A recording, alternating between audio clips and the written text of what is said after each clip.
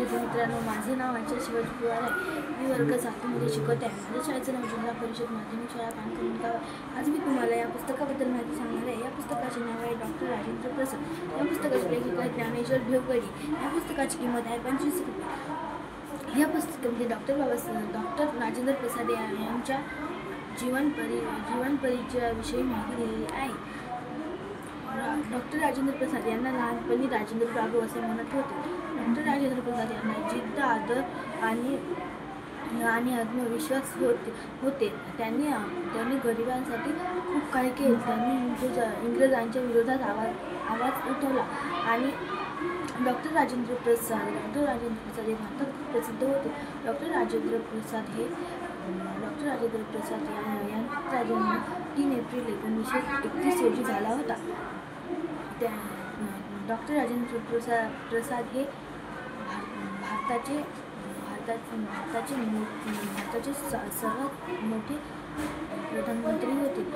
Doctor Rajendra Prasad यांना वयाच्या 9व्या वर्षी पहिल्या वर्गात टाकले होते. त्यांना पहिल्या वर्गात खूप चांगल्या व जास्त मार्क्स भेटले होते. त्यांना सर्व शाळेतून त्यांना पहिल्यांदाच त्यांच्या शाळेत सर्वात जास्त एवढे मार्क भेटले होते. म्हणून त्यांच्या शाळेच्या मुख्याध्यापकांनी त्यांना आपल्या केबिनमध्ये बोलवले होते. पण डॉक्टर राजेंद्र प्रसाद यांना खूप भीती वाटत होती, कारण पहिल्या काळातले मुख्याध्यापक म्हणजे शिस्तीचे शिक्षक. आणि मग डॉक्टर राजेंद्र प्रसाद भीत त्यांच्या केबिनमध्ये गेले. तिथे गेल्यानंतर त्यांचे मुख्याध्यापक सर त्यांना म्हणाले, राजेंद्र बस इथे. मग राजेंद्र प्रसाद तिथे गेले आणि तिथे गेल्यानंतर त्यांना खूप भीती वाटत होती. पण ते तिथे खुर्चीवर जाऊन बसले. त्यांचे मुख्याध्यापक त्याला म्हणाले, राजेंद्र, तू खूप हुशार आहे आणि तू असंच हुशार होत राहा आणि सर्वात जास्त मार्क्स मिळव आणि आपल्या शाळेचे नाव खूप मोठे कर. आणि मग ते म्हणाले, तुला पहिल्या वर्गात इतके जास्त मार्क्स आहेत, म्हणून आम्ही तुला दुसऱ्या वर्गात न टाकता डायरेक्ट तिसऱ्या वर्गात टाकणार आहोत, कारण तुझे पहिलीतले मार्क्स खूप जास्त आहेत. मग डॉक्टर राजेंद्र प्रसाद यांना त्यांनी हा प्रश्न विचारला. ते म्हणाले, मी माझ्या भावाला विचारून तुम्हाला सांगतो. मग ते त्याच्या भावाला गेले. त्यांना तिथे ऑफिसमध्येच खूप आनंद झाला होता. पण त्यांनी त्यांचा आनंद त्यांना गगनात मावेत नव्हता. म्हणून ते केबिनच्या बाहेर आले की त्यांना खूप आनंद झाला. ते त्यांच्या सर्व मित्रांना हे सांगत होते. मग ते दीपिरा कॉलेजमध्ये गेले होते. तिथे देखील त्यांचा खूप सन्मान झाला होता. मग ते 1902 मध्ये मॅट्रिकमध्ये होते.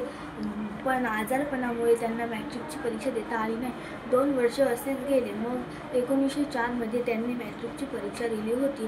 त्यांना मॅट्रिकच्या परीक्षेतही खूप जास्त मार्क्स भेटले होते, म्हणून त्यांना अनेक शिष्यवृत्त्या व बक्षिसे भेटले. त्यांनी आपल्या शिष्यवृत्त्या व बक्षिसांचा चांगला फायदा करून घेतला आणि आपल्या पुढच्या शिक्षणासाठी ते कामात आणले. त्यांनी पहिल्या वर्गापासून ते शिक्षणाच्या शेवटीपर्यंत प्रथम क्रमांक येण्याचा